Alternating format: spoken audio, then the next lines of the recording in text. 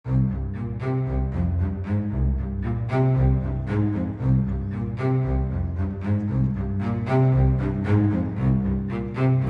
tanggal 9 sampai 13 September 2013, Yayasan Damai Harapan kembali melayani Samaritan Project kali ke-13. Dalam perjalanan Samaritan Project ke-13 ini, kami melakukan 8 hal dalam menolong masyarakat prasejahtera yang ada di NTT. Yang pertama, kami membagikan 33 ton beras gratis bagi 11.150 jiwa di 13 desa di NTT. Pembagian beras ini disertai dengan penyuluhan masyarakat dalam program pertanian. Desa-desa yang menerima bantuan beras pada Samaritan Project ke-13 ini, yang pertama Desa Teluk, Desa Nasi, Desa Pisan, Desa Fakutova, Desa Menala Anen, Desa Oenasi, Desa Teliu, Desa Boti, Desa Unif, Desa Malium, Desa Nifikyu, Desa Nunuk Niti, Desa Ofu, Kolbano. Jadi total pembagian beras gratis untuk masyarakat prasejahtera yang ada di NTT berjumlah 3.261 kakak atau 11.150 jiwa. Yang kedua, setelah melakukan pelatihan dan pemberdayaan bercocok tanam pada masyarakat NTT, kami melakukan panen bersama dengan masyarakat NTT berupa tanaman kedelai, kol, kacang hijau, cabai, bawang merah, kacang panjang, dan tomat. Ketika terima beras, bukan hanya terima beras, tapi juga harus bekerja. Bekerja itu dengan melaksanakan kegiatan tanam sayur dan bibit-bibit yang kami dapat dari YTP. Kalau tidak bekerja, tidak punya beden, maka nama dicoret. Tujuannya supaya masyarakat termotivasi lagi. Semua dipacu untuk harus mulai menanam, tanpa terkecuali. Jadi langsung itu semua juga dengan sukacita, tidak ada yang tinggal diam. Semua langsung bekerja, sehingga hasilnya semua pada panen sayur putih. Akhirnya bingung mau jual kemana, karena terlalu banyak. Yang ketiga, dalam perjalanan Samaritan Project ke-13, kami melakukan operasi katarak gratis tahap ke-6 yang menolong 50 bola mata pada 32 pasien yang menderita buta katarak. Sampai dengan September 2013, ada 215 bola mata yang telah berhasil dicelikan dari buta katarak di NTT.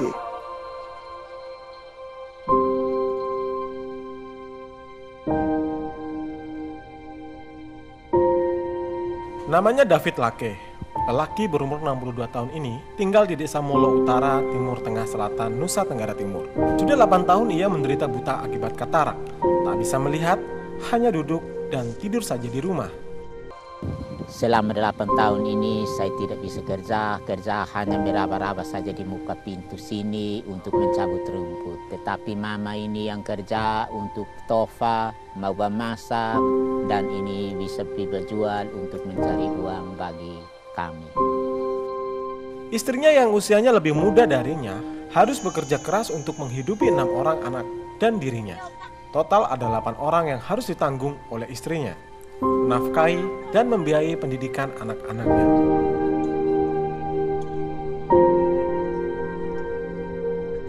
Selama 8 tahun, David Lake hanya beristirahat, tak bisa bekerja. Buta katarak yang menyerangnya membuat ia hanya duduk dan tidur saja. Pernah ia mencoba bekerja membersihkan kebun, tapi dia malah merusak tanaman yang istrinya sudah tanam. Istrinya pun tak bisa berbuat apa-apa.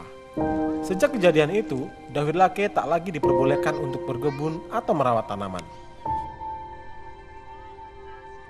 Selain bertani, mata pencaharian istri Pak David Lake adalah menjual sirih dan pinang. Penghasilannya pun tak menentu. Kadang hanya mendapat 50.000, kadang juga tidak laku dagangannya. Pendapatan yang pas-pasan, serta hasil pertanian yang tidak menentu, membuat David Lake mengurungkan niatnya untuk mengoperasi matanya. Saya sudah ingin juga untuk mengoperasi mata, tetapi biayanya tinggi, 2 juta, sampai pemasukan kami itu rendah sekali dan tidak mencukupi untuk mengoperasi matanya. Biaya operasi katarak yang kelewat mahal membuat David Lake hanya pasrah, membiarkan matanya tak dioperasi. Dan akhirnya katarak menyerang ke seluruh matanya dan ia pun tidak dapat melihat sama sekali. Keadaan ini sangatlah menyiksa baginya. Ditambah lagi usianya yang sudah tak lagi muda, membuat fisiknya sangat lemah.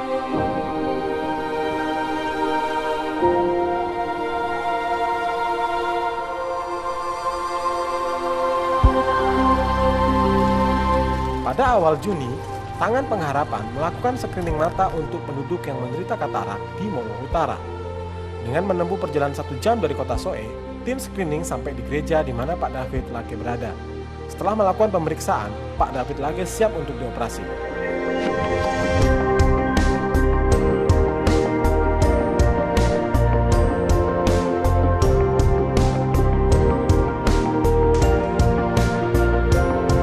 Hari ini operasi dengan hari Jumat, besoknya hari Sabtu, pergi kontrol, hanya operasi saja mata kanan, kirinya belum. Situ besok paginya naik oto, kembali pergi kontrol, pergi buka farban, saya pun mata sebelah yang dioperasi itu terang sekali.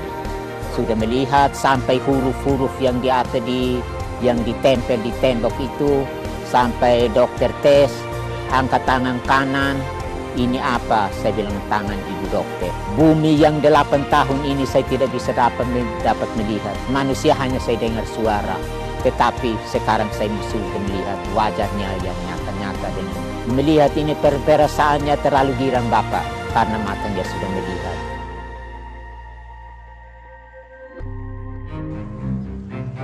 Yang keempat, kami juga melakukan pengobatan gratis di Desa Molium, Tiliu, Nunuk Niti, TTS NTT. Yang kelima, oleh anugerah Tuhan, sekolah gratis pendidikan usia dini di Desa Tiliu, NTT telah selesai dibangun, yang merupakan bangunan sekolah TK dan PAUD Tangan Pengharapan yang ke-8 yang kami bangun bagi Indonesia.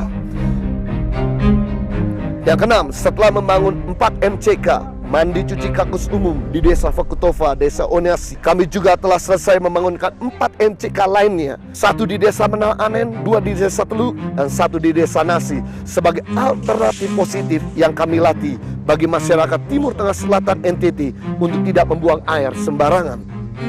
Yang ketujuh, setelah membangun 25 rumah sederhana tahap pertama, kami juga sedang membangun 10 rumah sehat sederhana lainnya. Yang ke-8 atau terakhir, kami mengembangkan sayap dengan membuka 3 center Tangan Pengharapan yang baru dalam program Makan untuk Belajar di 3 desa NTT untuk menolong anak-anak yang membutuhkan bantuan gizi, pendidikan, dan kesehatan. Sehingga ada lebih dari 3.000 anak-anak Indonesia yang diadopsi Tangan Pengharapan dalam pemberian makanan bergizi, kesehatan, dan pendidikan pada semester kedua tahun 2013 ini. Itulah yang kami kerjakan dalam perjalanan Samaritan Project ke-13 pada tanggal 9 sampai 13 September 2013. Kami berterima kasih atas dukungan dan partisipasi saudara semua dalam menolong dan mengangkat kesejahteraan bagi masyarakat yang ada di NTT. Kami berdoa agar Tuhan senantiasa menghujani saudara semua dengan kebaikan dan kemurahan-Nya. Dan kami percaya dengan menyatukan daya, dana, tekad, dan semangat, kita sedang membawa perubahan besar bagi negeri Indonesia tercinta. Live a better life.